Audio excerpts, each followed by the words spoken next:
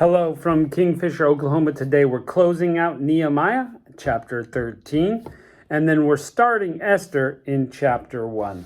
Thrilled about that. Looking forward to Esther. So Nehemiah, the Israelites have been worshiping, they've been confessing their sins, and they've been having this great time before God. And they begin reading the law, and they see lots of great things in there. And so we have this great couple of chapters, and we've been loving that, but we're going to start seeing some problems. What Nehemiah does is he kind of sets things in motion, and things are great. And then he leaves to go resume his job as the cupbearer of the king. And when he's gone, it seems like everything turns into chaos. Yes, they read the law. Yes, they find out that the Ammonites and the Moabites are not to be a part of Israel. And so they start removing those people from it. But that seems like the best thing that they're able to do by themselves. We find out that one of the priests has given a room to this guy named Tobias. He gets to live in the temple, and because he's got a good relationship with this guy. So he's like, yeah, I just live there. And they clean out all the implements of worship so this guy could live there. We find out that some of the Jews have intermarried, and it's to where that with other nations and taught their children those languages rather than teaching them to speak the language of the Jews. And people are working on the Sabbath, and vendors from other nations are coming in and lining the streets, and so causing people to break the Sabbath. And you might look at all this and go, well, what's the big deal? So what? We've got foreign nations amidst it. Everybody can keep to themselves. They're intermarrying. Well, shouldn't we love everybody? What about working on the Sabbath? We aren't working on the Sabbath. They are. We're just buying stuff from them. Okay, all these thoughts could be okay, except for the fact that God said you're to be a nation separate and holy. You're to follow my laws. And these are the laws. And if you don't do them, you're disobedient. You sin. So you don't get to make the rules. God made the rules. Your job is to follow the rules. And it's not your job to judge the rules and go, well, this one's a little harsh, or this one, was fine 400 years ago, but today, in our modern, ancient Jewish culture, it's fine? No. You don't get to do that. God sets the rules. You follow the rules. It's his morality. It's his standard, not yours. So when Nehemiah comes back, he's like ripping his hair out. He's like punching people. He's throwing stuff out of the temple. He's upset because they have just come back from exile and already were disobeying God. As a nation, these crazy things are happening. So it's like, I can't blame Nehemiah. I kind of identify with him. It's like, can we just clean it up for a little bit? Can we get our life together? These are not people that made a mistake and went, oh, I've made the mistake. Let me get back on track. These are people that are wallowing in their sin and being like, it's fine. Ugh. So that's what happens. Nehemiah, throws Tobias out, throws his stuff out of the temple. They send away these foreigners. He shuts the gates on these vendors, and he actually threatens them with violence and says, if you come back, I'm going to, we're going to fight, and you're not going to like it. And he pulls the hair out and the beards out of the people who have married these foreign women. So Nehemiah is very zealous. And we see a couple short Nehemiah prayers in there as well. God, please remember me. I'm trying to do the right thing here. So Nehemiah kind of ends on a sort of a sour note. Is Israel going to do the right thing, or are they not? Are they going to get their life together and serve the one true God, or aren't they? I guess we'll have to wait and see as we keep reading through. And that's the end of Nehemiah. Now Esther jumps in. Esther is another one of those books that happens in the period of the exile. In fact, her whole book, written about her, it happens away from Israel. It's not really part of this time period. Although, according to our little timeline, we see that, King Ahasuerus, he's mentioned in Chronicles, and he's of the kingdom of the Medes and the Persians, and he rules kind of in between some of the more famous kings. So at the end of this story, when things start happening in this giant kingdom that Ahasuerus has, they would have been happening in Jerusalem. So we'll keep that in mind, that this is very close in timeline to Ezra and Nehemiah, the books, and that some of these Jews may be in exile still, while some are over there building the promised land. So King Ahasuerus, he's thrown this giant party to celebrate his goodness as a king and how great he is. It's a 6-month-long party, 180 days of celebration. There's feasting, there's drinking, there's celebrating, and he's just so glad. In the middle of this feast, he says, Vashti, come on down. I want to show off your beauty to all the people here. She is having a feast for the women. Men are feasting in one place, women are feasting in the other. And she just flat out refuses the king's command for her to come. Well, oh my goodness. This is crazy. She refuses. And so they have this royal huddle. The king and the wise men get together. What are we going to do? The wise men are like, if she gets away with this, every single wife is going to treat her husband with contempt. It's going to cause chaos. Nobody will listen. It's going to be crazy. We can't have this. So they decide, Vashti's out. You will no longer be the queen. In fact, you're banished from the king's presence. And we're going to search for a new queen who will do what we ask her to do. And that way, this precedent won't spread to all the other women in the kingdom. There won't be chaos in the kingdom. And there will be peace instead. So this is kind of like the introduction chapter, like the backstory. This is what's happening. It has nothing really to do with Esther up until this point. But now we've got the lay of the land, and we're going to jump in from there. So, looking forward to it. Let's jump into Nehemiah chapter 13.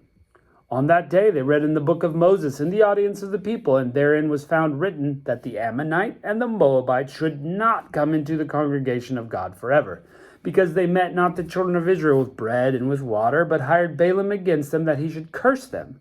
Howbeit our God turned the curse into a blessing. So you may remember the story of Balaam and the donkey. He's hired to curse the Israelites as they're coming through. And 3 times he's hired to curse them, but he blesses them instead. There's a talking donkey in there as well. The Moabites and the Ammonites have the children of Israel. Millions of them are coming through the land. And they ask, could you provide for us maybe some bread and water? Could you let us walk through your kingdom? And they don't help at all. So God says, forget it. You didn't help. Now you're banished from my kingdom. And so that's what it's talking about. Now it came to pass when they had heard the law, saying they couldn't go together, that they separated from all Israel, from all the mixed multitude. So Israel's on one place, Moabites and Ammonites, you're out. And before this, Eliashib the priest, having oversight of the chamber of the house of our God, was allied to Tobiah, and he prepared for him a great chamber, where aforetime they laid the meat offerings, frankincense, and the vessels, and the tithes of the corn, the new wine, and the oil, and it was commanded to be given to the Levites and the singers and the porters and the offerings of the priest. So he gets a room where all this stuff for the service of the temple was supposed to be. Who's he? Why is he important? He's not.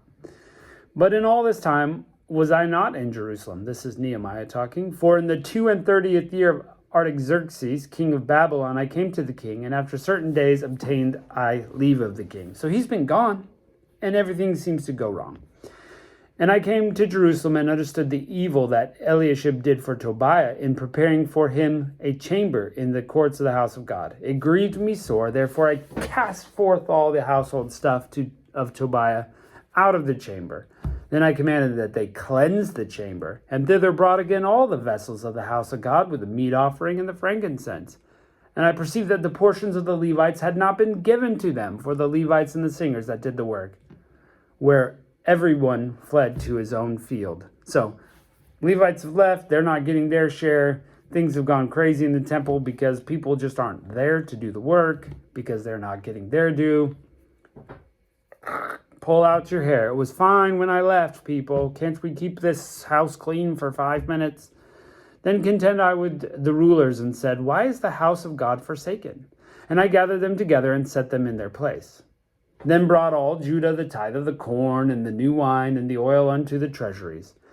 And I made treasurers over the treasuries, Shelemiah the priest, and Zadok the scribe, and the Levites of Pedaiah, and next to them was Hanan the son of Zachar. It's not really Ezra or Nehemiah if we don't have a bunch of names, right? Next to them was Hanan the son of Zachar, the son of Mattaniah, and they were counted faithful, and their office was to distribute unto their brethren. Here comes our short little prayer. Remember me, O God, concerning this, and wipe out not my good deeds that I have done for the house of my God, and for the offices thereof. In those days I saw in Judah some treading wine presses on the Sabbath, bringing in sheaves and lading asses, also wine, grapes, figs, and all manner of burdens which they brought into Jerusalem on the Sabbath day. And I testified against them, saying, the day wherein they sold their victuals. There dwelt men of Tyre also herein, which brought fish and all manner of ware, and sold on the Sabbath unto the children of Judah and in Jerusalem. They're just breaking the Sabbath left and right. Then I contended with the nobles of Judah, and said to them, what evil thing is this that you do, to profane the Sabbath day? Did not your fathers do thus? And did not our God bring all this evil upon us and upon this city?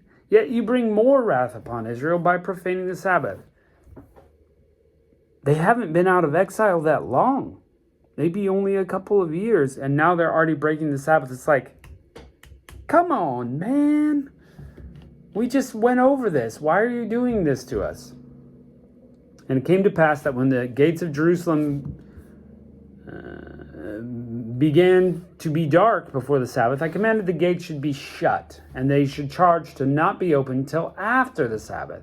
And some of my servants set I at the gates, that there should be no burden brought in on the Sabbath day. So now they're going to watch the gates to kind of keep the people straight. So the merchants and sellers of every kind were lodged without Jerusalem once or twice. And I testified against them and said, why do you lodge about the wall? If you do so again, I will lay hands on you. From that time forth, they came no more on the Sabbath. He just got to get his point through. And I commanded the Levites that they should cleanse themselves, and that they should come and keep the gates and sanctify the Sabbath day. Another short prayer. Remember me, O my God, concerning this also, and spare me according to the greatness of thy mercy. In those days also I saw Jews that had married wives of Ashdod, of Ammon, and of Moab. And their children spake half the speech of Ashdod, and could not speak in the Jews' language, but according to the language of each people. And I contended with them, and cursed them, and smote certain of them, and plucked off their hair, and made them swear by God, saying, You shall not give your daughters and sons, nor take their daughters unto your sons, or for yourself. You're doing the wrong thing. Did not Solomon, the king of Israel, sin by these things? Yes, he did. We read that. Yet among many nations there was no king like him, who was beloved of God, and God made him king over all Israel. Nevertheless, even him did outlandish women cause to sin. These foreign women, they're just causing you to turn to these false gods. Shall we then hearken unto you and do all this great evil to transgress against God and marrying strange wives? Strange or foreign, maybe both. And one of those sons of Jehoiada, the sons of Eliashib the priest, was son-in-law to Sanballat the Horonite before I chased him from me. Remember them, O God, because they have defiled the priesthood and the covenant of the priesthood and of the Levites. Thus I cleansed them from all strangers, and appointed the awards of the priests and the Levites, everyone to his own business, and for the wood offering at times appointed, and for the first fruits. Remember me, my God, for good. So he's just like, please, I've been trying so hard, and the people are just messing it up. Really remember what I did. And that's how it ends. So Nehemiah gets points as an individual. Tough times in Israel and Judah sometimes. Okay, let's jump into Esther, chapter 1. Now it came to pass in the days of Ahasuerus, this is Ahasuerus which reigned from India even to Ethiopia, over 127 provinces, that in those days when King Ahasuerus sat on the throne in his kingdom, which was in Shushan the place, or translated Susa sometimes, which is in Babylon, in the 3rd year of his reign, he made a feast unto all his princes and his servants, the power of the Persia and Media, the Medes and the Persians, the nobles and the princes of the provinces being before him. And he shewed the riches of his glorious kingdom, and the honor of his excellent majesty, many days, even 180 days party to celebrate himself. And when these days were expired, the king made a feast unto all the people that were present in the Shushan palace. So after the celebration, they get another celebration, both unto great and small, 7 days in the court of the garden of the king's palace, where were white, green, and blue hangings, fastened with cords of fine linen, and purple and silver rings, and pillars of marble. The beds were of gold and silver, upon a pavement of red and blue and white and black marble. This is very opulent. He's wealthy, and he's just loving it. They gave them drink in vessels of gold, the vessels being diverse from one another, and royal wine in abundance, according to the state of the king. Each individual goblet's different. They didn't buy it at, a 4-pack or anything. And the drinking was according to the law. None did compel, for so the king appointed to all the officers of his house that they should do according to every man's pleasure. If you want to drink, drink. If you don't want to drink, relax. It's going to be fine. Also, Vashti the queen made a feast for the women in the royal house, which belonged to King Ahasuerus. On the 7th day, when the heart of the king was merry with wine, he commanded Mehuman, Biztha, Harbona, Bigtha, and Abigtha, Zethar, and Carcass, the 7 chamberlains that served the presence of Ahasuerus the king. It says chamberlains, could also be eunuchs. To bring Vashti as queen before the king with the crown royal, to shew the people and all the princes her beauty, for she was fair to look on. But Queen Vashti refused to come at the king's commandment by his chamberlains. Therefore the king was very wroth, and his anger burned in him. Hell hath no fury like a king scorned. Well, it's not quite the saying, but anyway. Then the king said to his wise men, which knew the times, for this was the king's manner towards them that knew the law and judgment. And next to him was Karshenas, Shethar, Admatha, Tarshish, Meres, Marsena, and Memucan, the 7 princes of Persia and Media, which saw the king's face, which sat the first in the kingdom. What shall we do unto Queen Vashti according to the law, because she hath not performed the commandment of the king Ahasuerus by the chamberlains? Memucan answered before the king and the princes, Vashti the queen hath not done wrong to the king only, but also to the princes and to all the people that are in the provinces. For this deed of the queen shall come abroad unto all women, so that they will all despise their husbands in their eyes. And it shall be reported, the king Ahasuerus commanded Vashti the queen to be brought to him, but she came not. Likewise shall all the ladies of Persia and Media say to this day, and unto the king's princes which have heard the deed of the queen. Thus there shall arise too much contempt and wrath. It's going to be chaos, people, if we're just letting this craziness go. That's what they're saying. If it please the king, let there be a royal commandment from him, and let it be written along in the laws of the Persians and the Medes, and let it not be altered, that Vashti come no more before the king Ahasuerus, and let the king give her royal estate to another that is better than she. So now we've got the problem, we've got a solution that sets up our story. When king's decree, which he shall make, shall be published throughout the empire, for it is great, all the wives shall give their husbands honor, both great and small. And the saying pleased the king and the princes, and the king did according to the word of Memucan. And he sent letters to all the king's provinces, and to every province according to the writing thereof, and to every people after their own language, and every man should rule his own household, and that it should be published according to the language of every people. So this giant kingdom, lots of countries, lots of languages. Everyone's hearing this. Going to go according to the king. The man's going to rule his house. And, they're going to start searching for a woman who is better than Vashti.